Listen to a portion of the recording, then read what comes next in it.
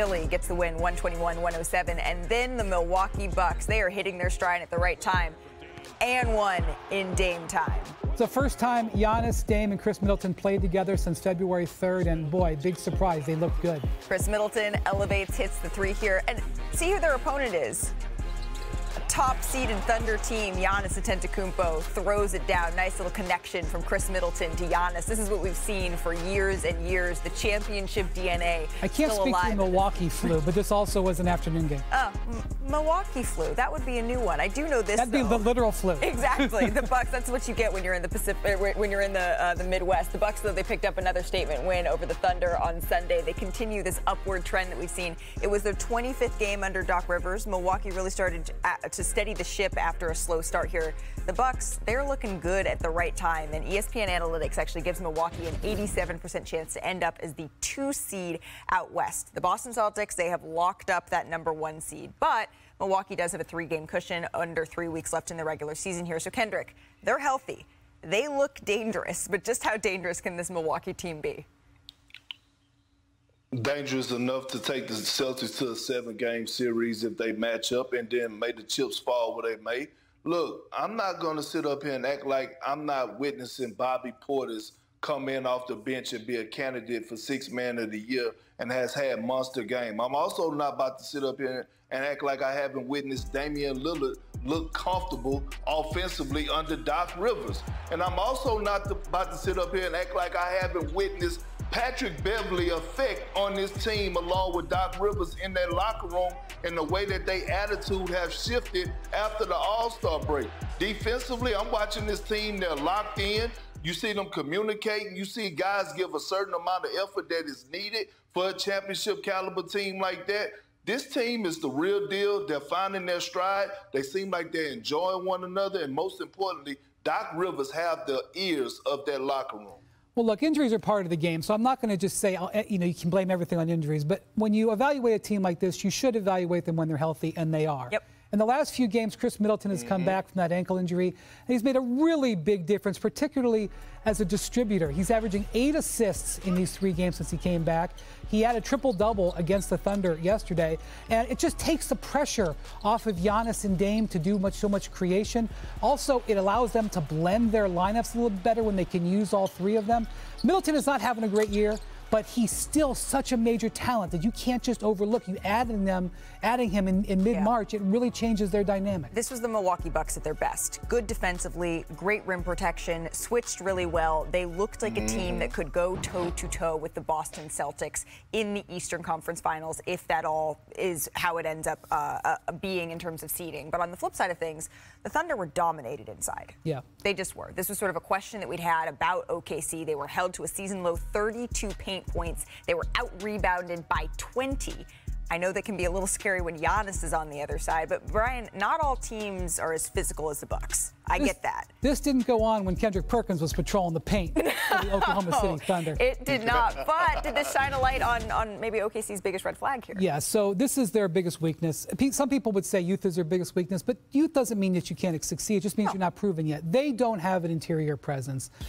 At the trade deadline, Malika, they elected not to go out and get rebounding help. Now, maybe that's because they didn't find a deal that they liked. What they did at the deadline, they picked up a pick swap from Dallas that could be very fruitful down the line. They picked up Gordon Hayward, who is actually not making much of an impact. He's only playing 17 minutes and averaging about 5 points.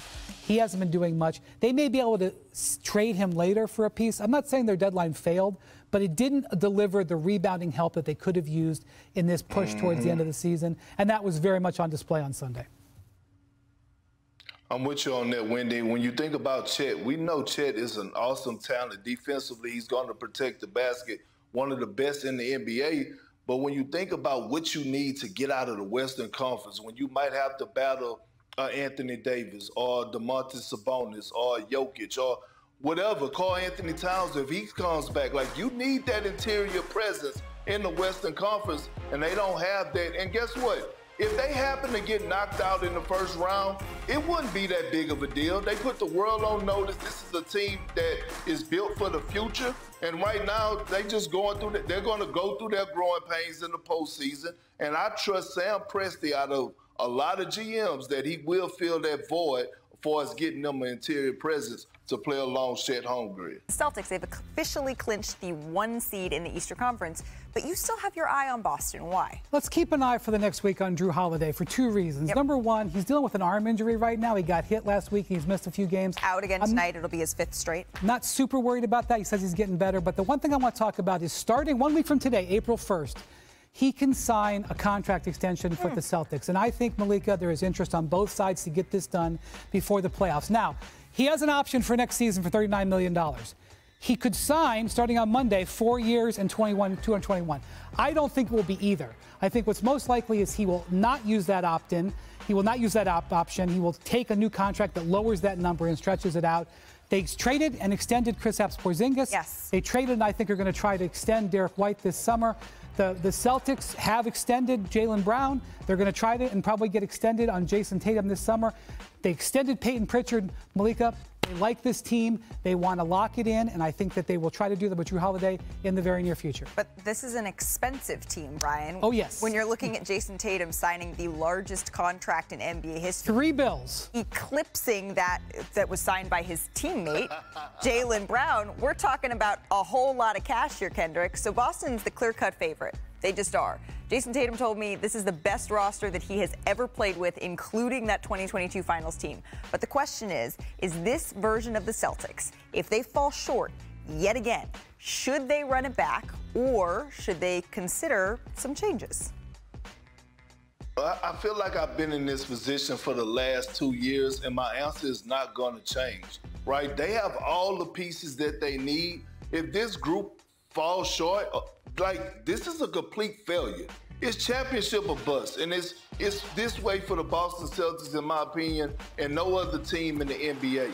And when you think about Jaylen Brown and Jason Tatum, it's almost going to get to the point that if they don't complete the mission, like, even if you're with Grossbeck and Brad Stevens, you got to start having doubt at some point. If they don't complete the mission with all the success that these young guys have had in the past, if they don't get it done this year with this roster and these pieces that they added with Drew Holiday and Kristaps Porzingis, this is a problem.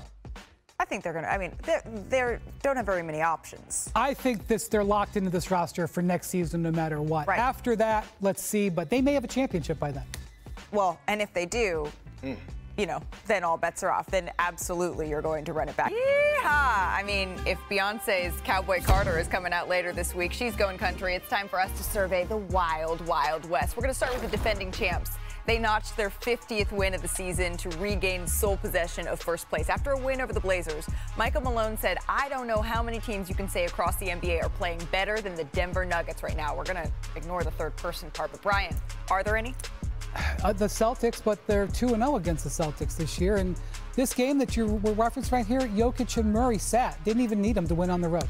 And that is why I think the answer might be no. Next up, the Pelicans. Zion Williamson scored 36 on 13 of 14 shooting in a win over the Pistons. Perk, his field goal percentage has improved each month this year. Is this the best version of Zion we have seen yet? Hell yeah, and it's not even close. He's been the most dominant player in the league in the paint, using his strength, his athleticism, and his skill to get to the rim.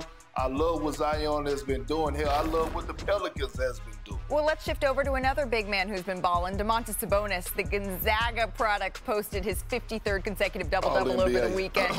Oh, all right. Well, tying Kevin Love here, the longest streak since the merger. Brian, does Sabonis deserve, as Perk says, to make All-NBA? Yeah, he's going to make All-NBA. I don't think this streak is getting enough attention. 53 consecutive double-doubles. It's the most since the merger. And he's 2 more. He's going to tie the most since Elvin Hayes in 73-74. Beep. All right, last stop. The Rockets, they got their 8th straight win on Saturday thanks to another monster game from Jalen Green. Houston, however, will be without Jabari Smith Jr. tonight after he and Chris Dunn, remember, they were both suspended for throwing punches. So, Perk, does this team look like they will be backing down anytime soon?